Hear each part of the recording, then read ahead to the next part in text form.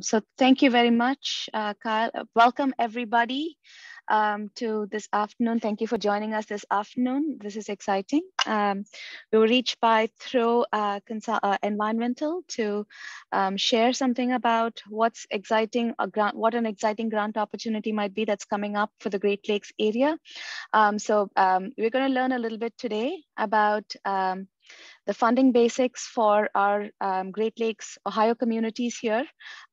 The intention of today's webinar, thank you for joining again, is to see how we get together as a region here to craft some competitive proposals for the Coastal Resilience Fund.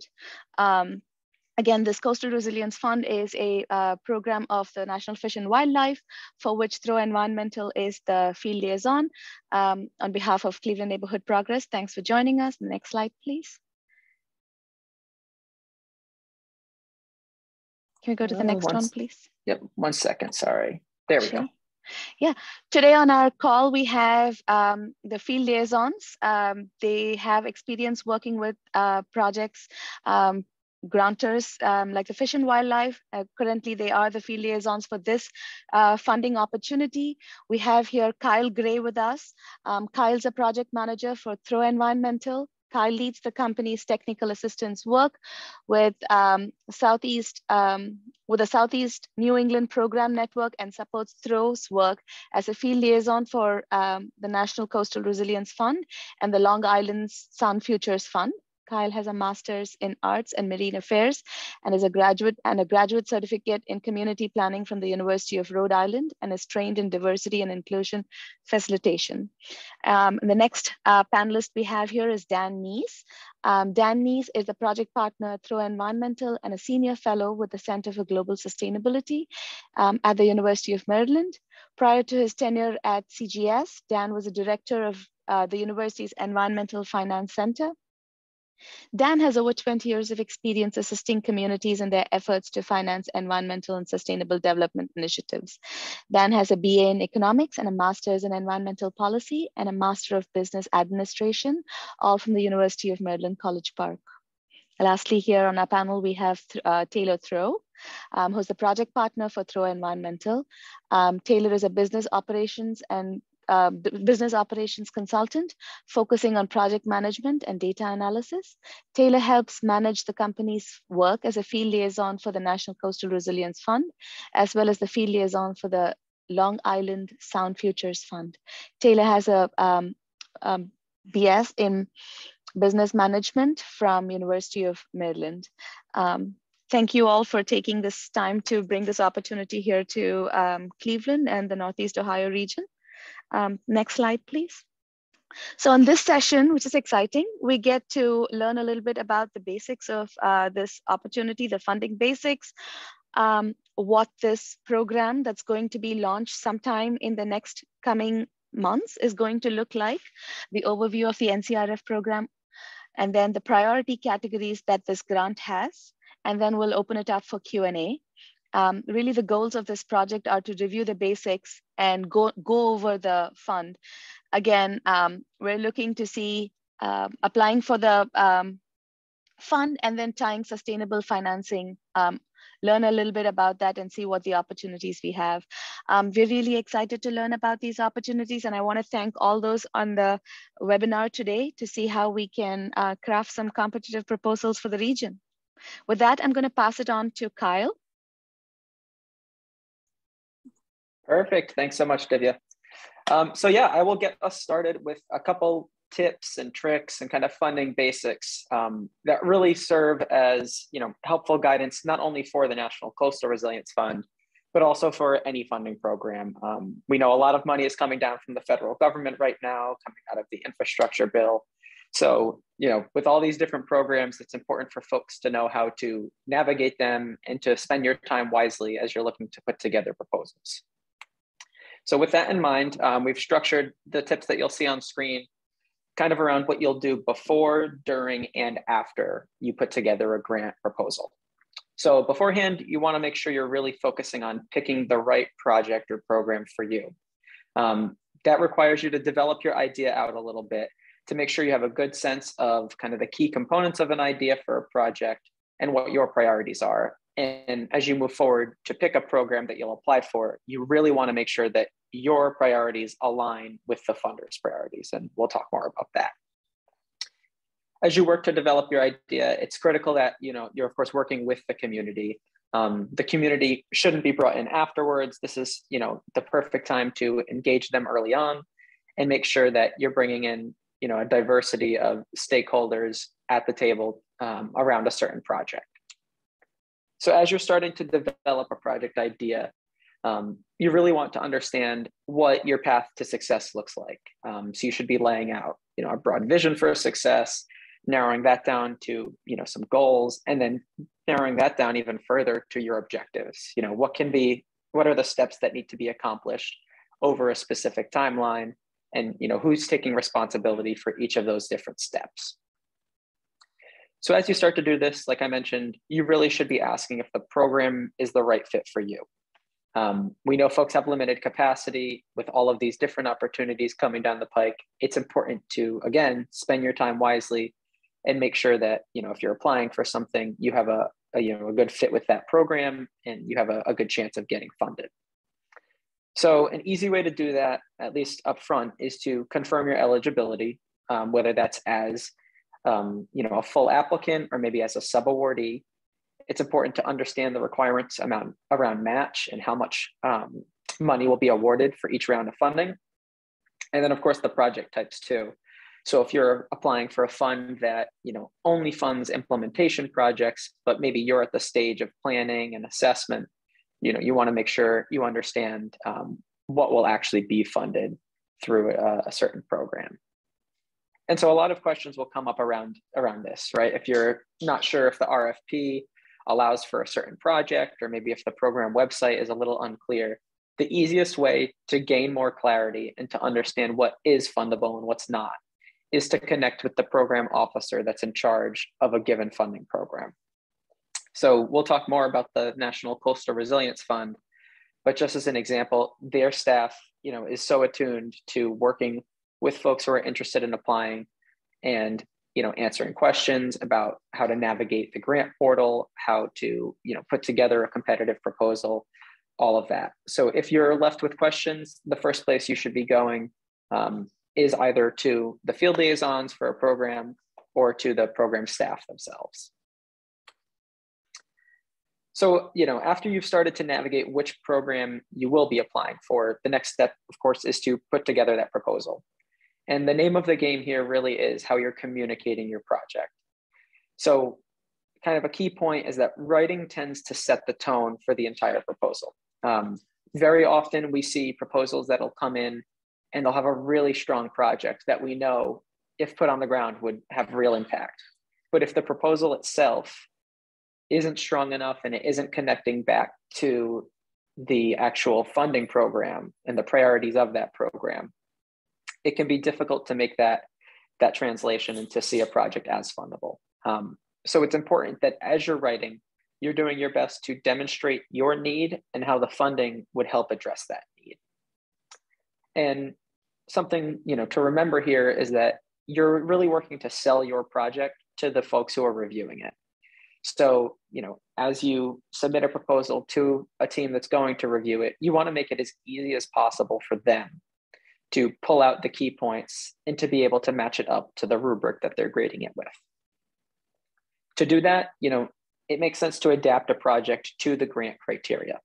I would say to pay attention to keywords that they're using in the grant solicitation. So if the RFP uses specific language, try to tie that into your grant proposal so the reviewers can easily see how the connections are being made. And if there are areas where you feel like you're not as strong on a certain piece of the proposal, or maybe you need a little bit more capacity to get you over the hump and put a project together, it's really critical that you're building partnerships. Working with different stakeholders in the community can help show broader support, and it helps strengthen the overall project as a whole. So the foundation likes to see partnerships. Other funders like to see them as well. So we see those as becoming increasingly important. And then afterwards, after you've written your proposal, first take a break, put it down, and then go back and reread and start to revise, right? You want to look at it with a fresh pair of eyes and start to make your edits. This is the point at which you can start pulling together an abstract and a title after you've already developed your proposal. So take a step back, kind of summarize it all, and make sure that at large you're hitting the points that you were aiming to. The title, of course, should be something that's compelling. Don't just make it something like grant proposal for the National Coastal Resilience Fund. Tell us a little bit more and engage the reviewers around the ideas of how you're addressing your problems and how the funding would help do that. After you've written your proposal and you're starting to review, this is a great time to compare back to the RFP. So go through the grant solicitation, look at what they say is competitive and fundable, look at the different criteria that they'll be judging your program by, and then start to judge it yourself. If they have a certain amount of points that are going to each section, or if there's a rubric, judge it as if you were the reviewer. And that'll help you get a sense of where there might need to be a little bit more attention paid to certain sections. And then the last point I'll mention here, if you don't get funded, of course, that's okay. More often than not, projects won't be funded just because of the nature of how these things work. But that being said, there's a lot of research out there that suggests if you come back for a second round of funding, if you did not get funded up front and maybe a year later you resubmit and you adapt your proposal with the feedback that funders have given you, those proposals end up being much more successful. So with the Fish and Wildlife Foundation specifically, they give a lot of feedback if folks aren't funded. And if you don't get that feedback with other organizations, you can always ask for it specifically. You can ask colleagues for feedback as well, and then take all of that and build on any weaknesses that your proposal might have had. As you move forward over the course of a year, you can start to build that out and put together a proposal that's able to meet the requirements for the next year's grant solicitation. So a lot of broad tips here, and those are kind of higher level without really being applied just yet. But over the next section of the presentation, we do want to start to apply some of those to a specific funding opportunity. And of course, that's the National Coastal Resilience Fund. So I'm going to pass it over to my colleague, Dan, who will give an overview of the program and give you a little bit more information about this funding program. Thank you, Kyle. You can go to the next slide. Again, my name is Dan Neese. I'm a project partner with Throwe Environmental and a senior fellow at the Center for Global Sustainability. I'm going to just kind of go through the program itself at kind of a high level, explain what it does, what our role is, what the opportunities look like. And then towards the end of the presentation, Kyle will get into some specifics about where some of the opportunities are. So Throwe Environmental is a consultancy that's located in Bristol, Rhode Island. We also have people in the Mid-Atlantic region. Actually, the three of us on this call are all in the Mid-Atlantic in Maryland and DC. And our job is pretty much threefold. We provide support to existing grantees through check-ins and troubleshooting, and then also help proposal writers and organizations that were not successful in building better proposals in the future. But really, most of our work is predicated on promoting the fund and getting quality proposals in the door. And I apologize now, there's my dogs are going nuts basically about something, but we'll just let that go. And so really our job is, for the most part with NIFWIF, is what we're doing here, providing information about the fund and helping prospective applicants and organizations and communities navigate their way through the system. Next slide. So the NCRF has been around since 2018. And since 2018, it's pretty much been at a level of about just north of $30 million. And with that money, the intent of the program was to support nature-based projects and community resilience. And this is the National Fish and Wildlife Foundation. So Habitat for Fish and Wildlife has always been part of the program, as is the case with virtually all of NIFWIF's funding programs. Everything changed dramatically with the passage of the infrastructure bill. And so the fund went from about 32 million, something like that last year, to over 140 million in 2022. And that level of investment will stay that way for the next 4 years at least. The program primarily leverages federal funding or includes federal funding, but it is leveraged a little bit with additional private sector contributors that you can see on the right there. So while many of them are federal, there are a few that are private in nature. So again, everything changed significantly with this funding round. It is now $140 million. So that's a very large jump for a fund like this. And so there are huge opportunities associated with that increased funding that we're going to talk about in a minute. Next slide. So the NCRF has a dual purpose. And this is really where, so when Kyle talked about, good projects and good proposals, good projects begin with this dual purpose and ensuring that your project includes both of them. The first is this is a resilience fund. And so the projects that will be supported and that will be competitive are providing enhanced resilience and protection from the impacts of climate change through the project itself. In addition, again, this is the Fish and Wildlife Foundation. That project should also include some ability to provide or restore habitat for fish and wildlife. So these are nature-based resilience projects that protect the community and protect wildlife. And so that's really the dual purpose of this fund. And so it can be extremely helpful to some communities to have that, they've got projects that are ready to go, but other communities can at times have a hard time bringing those two things together, especially in urban environments. And again, we're going to talk about that, how community applicants can be successful in navigating that. Next slide.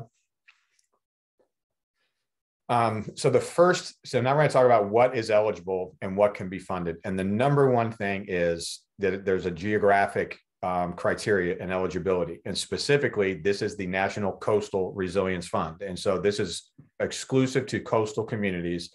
And this includes the Great Lakes and territories that are, again, in the Great Lakes or the Gulf of Mexico, and then at both coasts.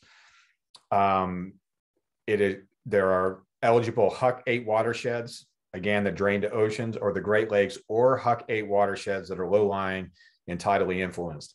So this is like the first cutoff, right? So you've got to be, so you're looking at it now, a map of the Great Lakes with Ohio right in the middle there. So you can see that orange section. That's the section that are eligible.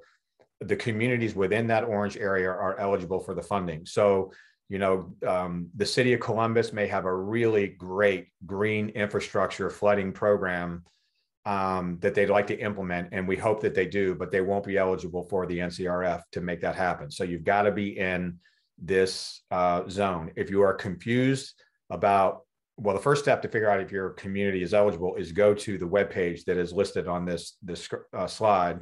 But if you're confused, as Kyle said before, reach out to the program, ask the program officer if you are eligible, and they can be clear with you on that. But this is, again, this is the first level of eligibility. Next slide. And then there's the next level of eligibility is institutional. And so this is pretty much the same as most federal grant programs. We will start with ineligible organizations, federal agencies and employees of federal agencies. That's just the reality of federal funding. That's the way that is. Foreign organizations cannot apply. This is actually a relatively significant deal for the Great Lakes because you do have a lot of cooperation and partnership with Canada, but Canadian organizations and organizations in Canada just are not eligible. And then unincorporated individuals are not eligible. But there are lots of institutions that are eligible. And so again, one of the unique things about these programs is it can create real partnerships because lots of different organizations are eligible for funding. This includes, again, the traditional institutions that usually get federal funding, state, tribal organizations, municipal governments, nonprofits, educational institutions, for-profit organizations, but you just got to be kind of careful. And again, we recommend you reach out to the project coordinator, project manager to make sure that your project, these institutions would be eligible. There are some semi-federal organizations, for example, Sea Grant colleges. They got to be a little bit careful. For the most part, they can make it work. But again, reach out and make sure that what you're proposing would actually be eligible if you're going through one of these types of organizations. Next slide. So competitive applications, again, we're going to kind of hit on this over and over. So before we said there were two purposes. Well, that can be described within 3 areas. It must invest in nature-based solutions. So when we talked about community resilience, for example, if you have a community that has a low-lying area that's highly threatened through either sea level rise, tidal flooding, or even catastrophic storm events, and you think that a hardscape or a seawall or something like that is going to be necessary, there are lots of places where that will absolutely be necessary, but this is not the funding source to make that project happen. It needs to be nature-based solutions. Now, there's some give and take on this particular area. So for example, if you have a gray infrastructure project that incorporates nature-based solutions, it's possible that it would be considered. So again, it's one of those things you kind of need to talk to the NCRF officials to make sure that you're in the right place. So, but if it's 100% gray infrastructure, this is not the right place to be looking for funding. There have to be clear benefits to community resilience. And this includes flood and erosion control. So if you have a project that's in an area with low population, but still needs some restoration, again, it may be a great project, but you're not going to be quite as competitive as those projects that are in urban environments that are addressing these issues and impacting a broader population. So the more population that is impacted and benefited, the more competitive the project will be. And then again, as we said before, there need to be clear benefits to fish, wildlife, and habitat. Next slide. So those are kind of the foundational criteria that need to be met in order for a project to be competitive. And now I'm going to talk about a few things that need to be built on top of that, where the real competition begins and where those that are evaluating proposals are going to make the decisions on which projects get funded. So the first is there needs to be meaningful community and partner engagement. And some of this will seem quite obvious when you go through all of them. Really what NCRF is trying to do is, again, what lots of funding organizations are trying to do. They want to make sure that there's long-term sustainability, not just to the project, but to the funding and to the institutions that are managing that project. So while there may be really important one-off projects that need to be put on the ground, what makes them often more competitive is if they're part of a broader community planning and engagement effort. So there's real sustainability and real legs here to make this go. The second is that the project is scaled to address the identified problem. Now, that doesn't mean if you have a citywide flooding problem that you have to come in with a proposal to address the entire city and the flooding issue, but you need to be able to articulate how a smaller project fits into the broader problem and understand how it can be scaled and how the smaller scale will impact the larger scale and vice versa. So project scale to the scale of the problem is really important. This is a really good funding opportunity for innovative techniques and testing of pilot techniques.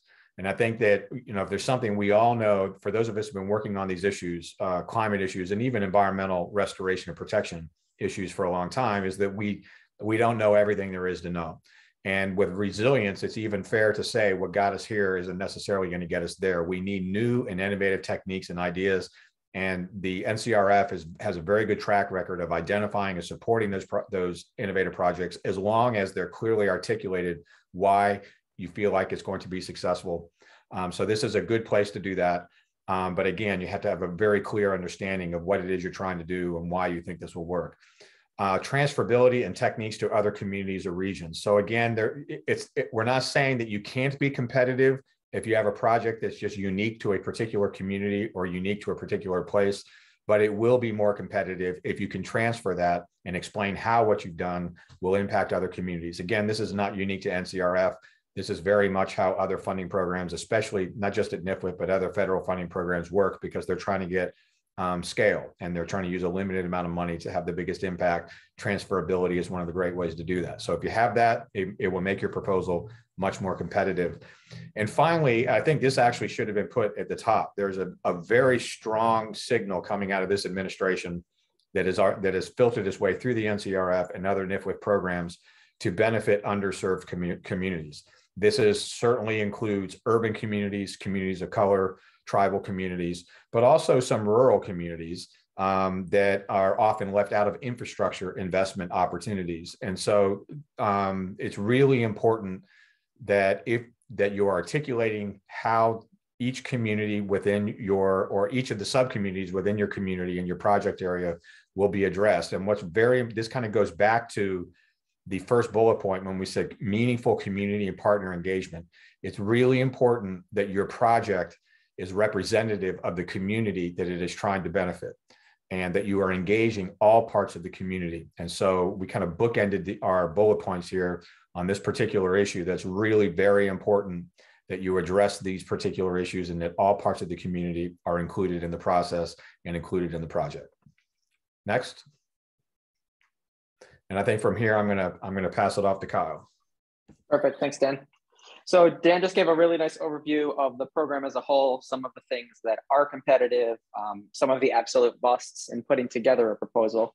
The last thing that I want to touch on kind of programmatically are these different priority funding categories, or these buckets of funding that the program uses to structure how projects will come in. So there are 4 different types of grants that you can get in the National Coastal Resilience Fund, and you'll see those on screen.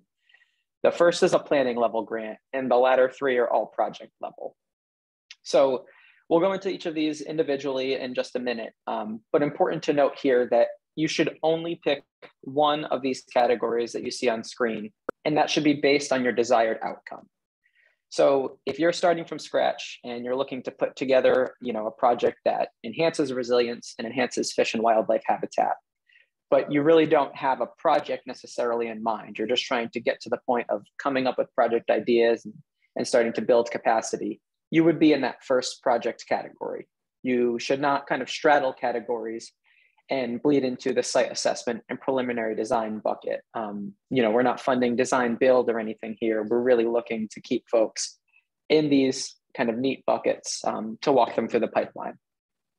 And there's a reason behind all of this. This pipeline is put together by the foundation, and it's intended to prepare you for the next stage of a project. So whether or not you get funded, this is a really nice way for folks to kind of organize the steps of a given initiative. And if they get funded in one round, then they can always come back in, a round or 2 later to continue applying and hopefully get funded again. So something important to keep in mind. If there are questions on that, we can take those afterwards. But bottom line here is to only pick one of the categories you see on screen. So the first one, as I mentioned, is a planning grant, and it's called Community Capacity Building and Planning. This is, a nice category in the funding program because it's very flexible, especially for, limited capacity communities, for folks who have never really worked on stuff like this. This allows you to come in, build capacity along with your community, and work on planning documents to tee up future resilience projects that are on the ground. So on average here, projects tend to last around 2 years. That's a rough estimate, so just take that with a grain of salt. And another thing to kind of just be careful around is this average estimated award amount. So I should note that the RFP isn't out just yet. We don't have any hard numbers on what funding amounts will or will not be required, but the program estimates that on average awards in this category will be between $300,000 and $350,000. Of course, that will change though, based on the scale of the project, the partners you're engaging, the different techniques that you're using, things like that.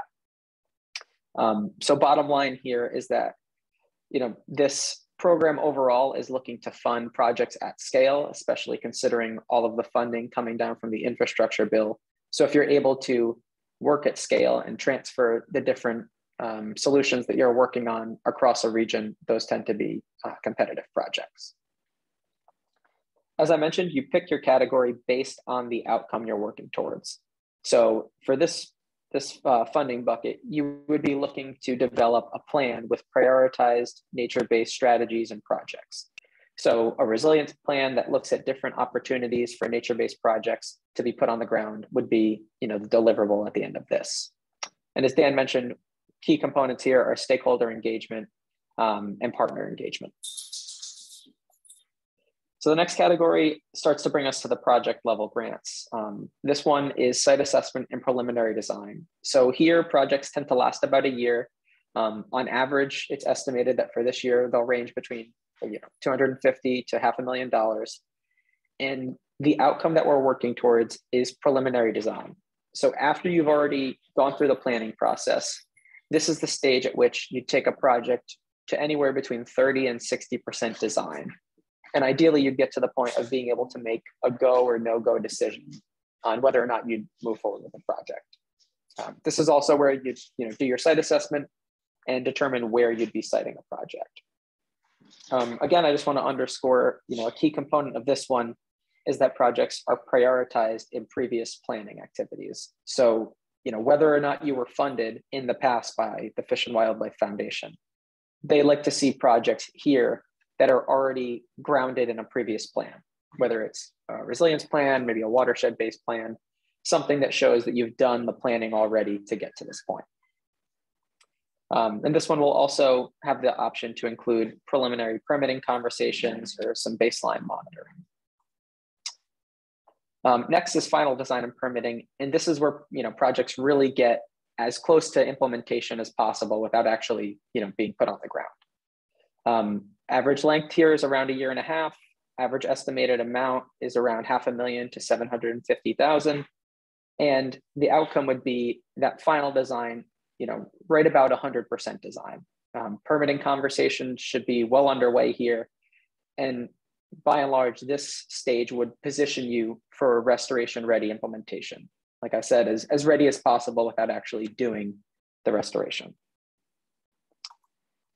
And lastly, we've got the biggest funding pot here, which is the implementation stage, it's restoration and monitoring. So projects here tend to be less than or equal to 3 years, and they also include an additional year of monitoring to collect that data. Awards here, as I mentioned, we're looking for scale in this upcoming round of funding. So it's estimated that they'll range between $5 and $10 million. I should also note, though, that as far as we know right now and what has happened in the past, there is no minimum or maximum grant award for any of these pots of funding. So these are just estimated ranges that the foundation expects to see, but there are a lot of different variables at play here. So, take that into consideration. Again, the key outcome is implementation of a nature-based project that will enhance resilience and fish and wildlife habitat. And this should really work to bring together all of the different stages of the pipeline before this one. So you should have already prioritized this project in a past resilience plan. You should have done all of the assessments and designs that are necessary. And the permitting requirements that you need for this project should have already been completed and well underway. So those are the different funding pots that this program consists of. And we did want to give a couple examples of projects in the Great Lakes area that have been funded in the past and that are successful examples of NCRF grants. So the first one is straight out of Ohio. It's the Cleveland Harbor Eastern Embayment Resilience Study, also known as CHEERS. And this one was funded to the Cleveland Metro Parks Group, actually twice. So it was first funded, I think it was 2019, for a preliminary design grant. So they got $125,000 for that. And then a few years later in this 2021 grant cycle that just passed, they got funded again for just shy of $1 million for final design and permitting. So again, that's an example of a project that was able to enter the pipeline at one stage and keep moving forward and reapply successfully. Some of the key components here that really serve as the reason that we bring this up as an example for this program is that it created almost 80 acres of in-water and nearshore habitat along the Lake Erie coastline. So that habitat obviously was benefiting fish and wildlife, but it was also serving to protect residents of underserved communities. It protected I-90 right along the waterfront, as well as some other critical community infrastructure, all from the threats of coastal flooding, erosion, and intensified storms. So again, working at that dual benefit. And then there are some other components too, related to expanded parkland, recreation, shoreline access, all of that.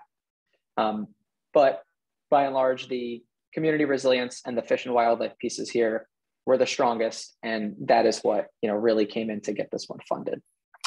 One more quick thing to note on this is that there were several partners that were engaged here. So this was funded to Cleveland Metro Parks, but the Port Authority came in, the city itself was involved, Ohio DNR was involved, as well as DOT, and some community organizations, including the Black Environmental Leaders Association. So, a diverse partnership bringing in a lot of different stakeholders to work towards a project that has now been funded twice. And here's just another view of that one from the lake looking inward. So this last example that we've got is from Michigan. This is titled Reducing Storm-Related Impacts for Lake Superior Coastal Communities Through Habitat Restoration. This was funded to the Superior Watershed Partnership in 2018 for $2.5 million. I should note that the structure of the program was a little different here. So, take that with a grain of salt, but some of the key components of this that made it fundable still hold true in this next round of funding. So this one worked to create 38 acres of coastal habitat that includes wetlands, beach habitat, upland habitat, dunes and swales, all along the Lake Superior coastline. And it really worked to mitigate flooding impacts. There was a critical transportation route that was protected. And then it also worked to create all of that habitat for fish and wildlife species. So again, we see those dual benefits coming through to make this one really successful and competitive in this program. All right, and then our last slide before we open it up for questions. We've talked this entire presentation about this funding opportunity and funding opportunities in general that allow communities to get the dollars necessary to put projects on the ground. But there's also an opportunity here that we should discuss around connecting NCRF funding to climate financing and more sustainable long-term financing and investment. So grant funding like NCRF is a great way to pilot projects and to get specific projects on the ground. But when you tie funding to financing, that allows projects to be scaled up over the long term. So financing can be a great way to provide matching funds for grants that require them, but it also at large signals the community's commitment to taking on climate resilience issues. So if you've set up financing mechanisms that dedicate funding to address climate resilience proactively, funders down the line will recognize that and see, your commitment has already been codified. So while funding, comes in annually, but it's at the discretion of the funder, financing is more stable. It's a dedicated way for your community to take on investments, and you set your own priorities. So as we mentioned earlier, with any funding opportunity, you've got to adapt to the program. If you're looking at a financing option, that program, so to speak, adapts to your community. So something to think about and something we'd be happy to chat more about as we move forward.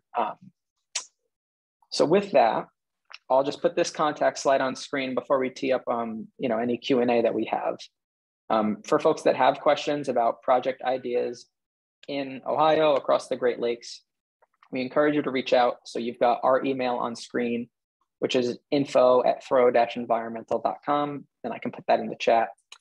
And then also we listed the program director for the Great Lakes on behalf of NIFWIF, and that's Aislinn Gaucher.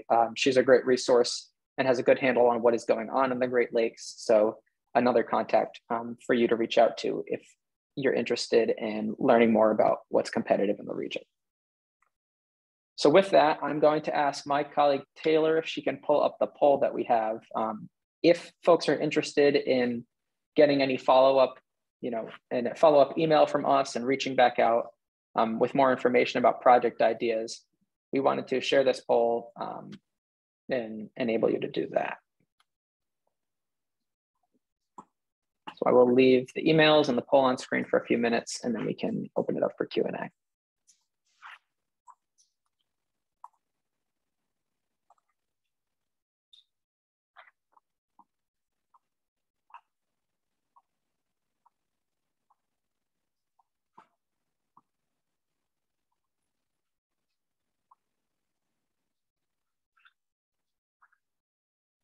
All right, we'll do like another 10 seconds or so with the slide.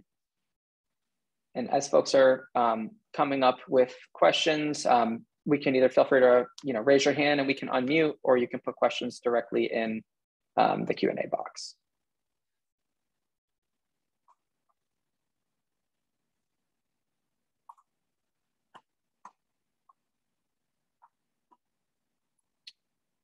All right, I'm going to close out this poll.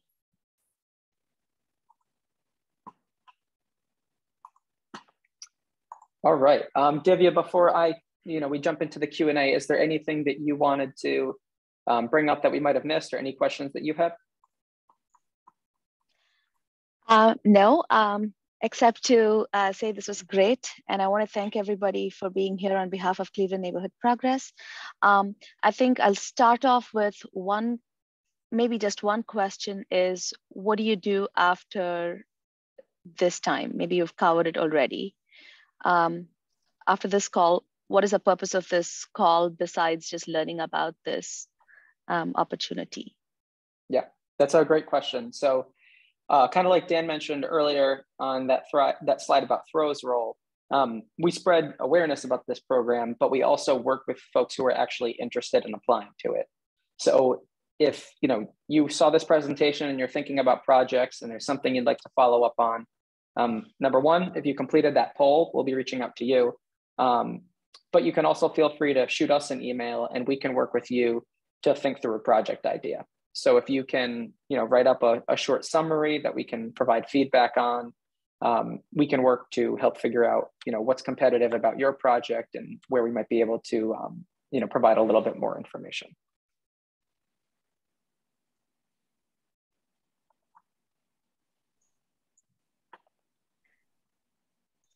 So Brian actually asked an interesting question in the Q&A box regarding the eligibility of a potential wetland habitat preservation project that's in the Great Lakes area.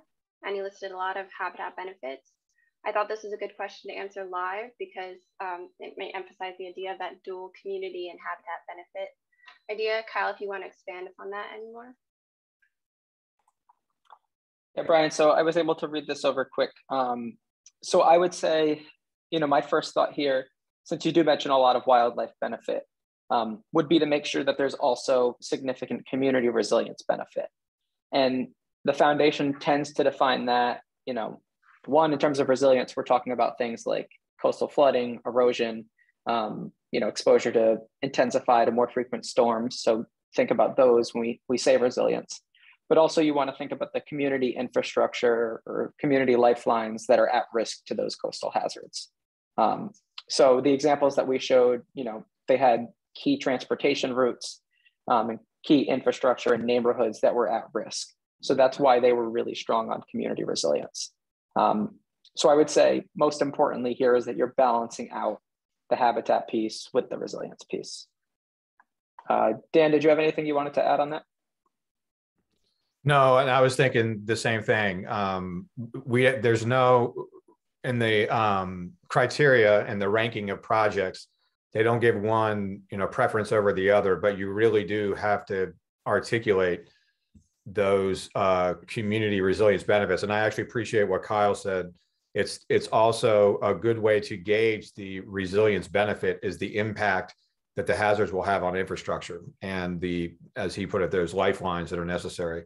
So that would be really important. Clearly, the projects you're talking about have the habitat benefits articulated, but again, you got to make that connection back to the community. Another question we had in the chat box was, what is the deadline to submit applications? And then I'll just add another to this from Chris Hartman. Given the full pot of money available annually, is there a specific percentage breakdown they hope to earmark towards each of the 4 priority buckets? For example, will 25% of the 140 million be targeted toward a specific bucket? Mm-hmm. Yeah, good questions all around there. So in terms of the deadline and the timeline for this funding program, we can't give hard dates yet because they aren't official. The RFP has not dropped quite yet. But we do know, based on what we're hearing from NIFWIF and in past years, that it looks like the grant solicitation itself, that RFP, will drop in the next couple of weeks, hopefully early March. And then there's a round of pre-proposals and a round of full proposals. So the pre-proposal is typically due, Taylor, correct me if I'm wrong, it's late April. And then the full proposal, if you were invited to that after the pre-proposal stage, is in June. And then, they will be scored over the summer, and then folks would hear back about their awards in November. And as far as the question about, are there designated percentages? The answer is no, there are not. That said, NIFWIF is trying to get $140 million out the door. And so if you did $140 million worth of $150,000 or $200,000 planning grants, you would have a lot of work to get $140 million out the door. So they really want to get implementation moving. So the whole point here with this fund is to get projects on the ground. They recognize that to do that, you have to have community planning, you have to design those projects, and you have to go through those processes that are in the other 3 buckets. But really the goal is to get these projects on the ground. So there is no designated percentage, but you can certainly understand the need within this program to get projects moving. And so they really want to move towards that fourth bucket at some point. So we have a few more questions. The first one is another one from Chris. Both of the examples that were shown in Ohio and Michigan were actual shoreline projects. Is any preference given to shoreline projects versus inland stream projects, assuming both address resiliency and habitat? Yeah, so the answer to that one, Chris, is no, but they all have to be in the coastal zone. So you would have to go on that NCRF footprint map that we put the link in the chat, and we can do that again. As long as they're in that orange zone, which like Dan mentioned, they're Huck 8 watersheds and adjacent Huck 8 watersheds that are tidally influenced. If they're in that zone, they're all fair game. There's no preference on shoreline or slightly more inland. If they're not in that zone though, they're not eligible. If they are on the edge and you think for one reason or another that they should be included, that's when you should contact the program officer to talk through that. We have another question regarding where they can access the RFP on NIFWIF's website. Yes, it will be available on NIFWIF's website. They'll also be hosting pre-proposal webinar in March, going over a lot of the questions you guys probably have currently. So you will want to join that. We have another question from Sean. I realize the primary focus of this fund is on coastal improvements adjacent to the Great Lakes specifically, but how feasible and or attractive are projects located upstream that are more immediately aligned with water sources like brooks, creeks, rivers within the tributary network? Do any particular naturalized improvements come to mind? Are there any particular wildlife species that resonate from a protection standpoint with NIFWIF? There's a lot of questions in there. Yeah. So we're going to sound like we're belaboring the point, but there's two. First of all, it has to be in that zone that Kyle talked about. So when you talk about upstream and upper watershed projects, again, they've got to either be in that red zone that you saw on the map, or they've got to be tidally influenced, those Huck 8 watersheds. So that's just a cutoff. It's got to be one or the other. As far as particular species, that's going to be unique to particular places. I would strongly encourage you to reach out to Aislinn and talk to her, so she's the Great Lakes coordinator for NIFWIF, and she'll have a much better understanding if there are particular habitats that are resonating more than others. But then finally, we come back to this issue of resilience, that absolutely that habitat is part of this and has to be part of this, but it also has to have a community resilience perspective. And it's not and or, it is and on that. You got to have both of them. So I think it sounds like your projects are relatively complex, and I do think that you'd be well served by reaching out to Aislinn directly and asking her how they fit into where they see the priorities. Yeah, the only thing I'll add to that, Dan hit on everything in that question. I will just add though about the particular species that might be resonating. Aislinn will be the best person to know who resonates at large in the region. But if you've identified specific species that are critical or vulnerable in previous planning documents, that's one way to kind of cite why you're protecting those species and why they're coming up in a given project, just as you would with the resilience projects. If you've done a resilience plan and you've identified 3 or 4 sites, and now you're looking to further those sites and prioritize them with the project, you want to do the same thing with any wildlife that you have in plans.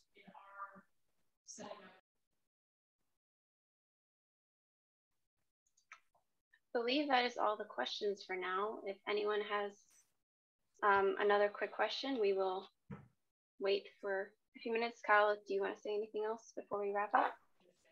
Yeah, I guess one thing I'll add is that we didn't say anything about match. And we did that on purpose because the match is still in flux for this year. We don't have a lot of guidance on that, but what we do have to say is that it will be significantly lower. So match requirements, will definitely be more in the applicant's favor this year. They're looking at lowering it for the entire program. We're not exactly sure where that will land. But don't let match hold you up right now as you're thinking through project ideas. Move forward with an idea, and don't worry, we can talk about that afterwards once the RFP is out. But for the time being, that's where we stand. And Kyle, we did just get a question from Chris Hartman about stormwater that we should probably address real quick.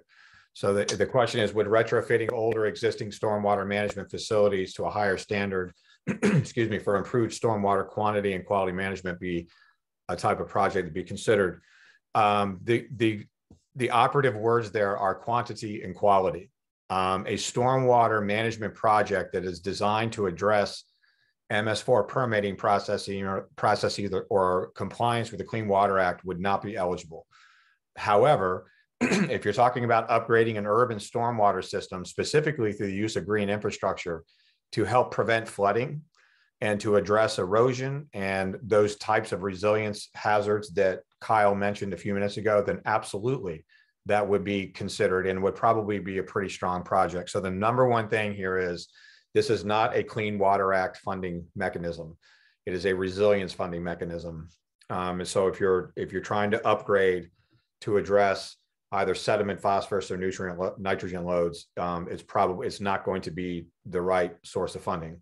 But there are ways of coupling more water quality-based stormwater programs with resilience and water quantity, and that would be the sweet spot that they would be looking for. And then just one final thing, Kyle, we also should probably just make it clear there is a pre-proposal process to this. And I know we brought that up earlier, but it's really important that the pre-proposal is a great way of making sure you're heading down the right path. And so if you have a good project and there are some complexities to it, the pre-proposal process might be the right way to find out where you are, and they will let you know. Now, they will also weed some projects out, and if it's just not the right process, they won't ask you to apply. And the full proposals are by invitation. But if you have a good project and there's just some complexities there, that is a place where they're going to ask you to clarify a few things.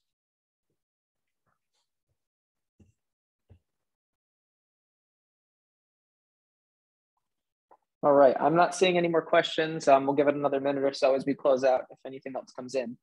But I do just want to reiterate, our role in this process is to spread awareness of the fund itself, but to actually work with organizations, with communities who are thinking about submitting to this fund. So if you've got a project idea that came to mind during this presentation, if you get off and you think of something and you want to pursue that idea a little bit further, or you have questions, please feel free to reach out. I'm going to put our information in the chat one more time.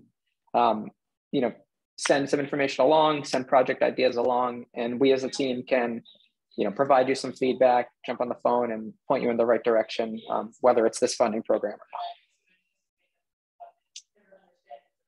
So with that, I'm not seeing anything else. So I think we will wrap up. Divya, just, thank you for, serving as our host and for gathering this group together to talk about this funding opportunity. We appreciate the chance to do so. And with that, I'll turn it back to you to close us out. All right, Kyle and team at Throwe, thank you very much for bringing this opportunity to us. Definitely was interested in seeing who was in the room today and what's gonna show up for Cleveland and Northeast Ohio as the RFPs drop. I'm gonna just say let's all have some good projects and sort of see who the partners are in the room and outside that we need, who's not in the room that need to be in the room, and think about some good stuff. And again, thank you for sharing your lunchtime with us and learning about this opportunity. On behalf of CNP, we'll all see you soon. And thank you, Throwe. And see you.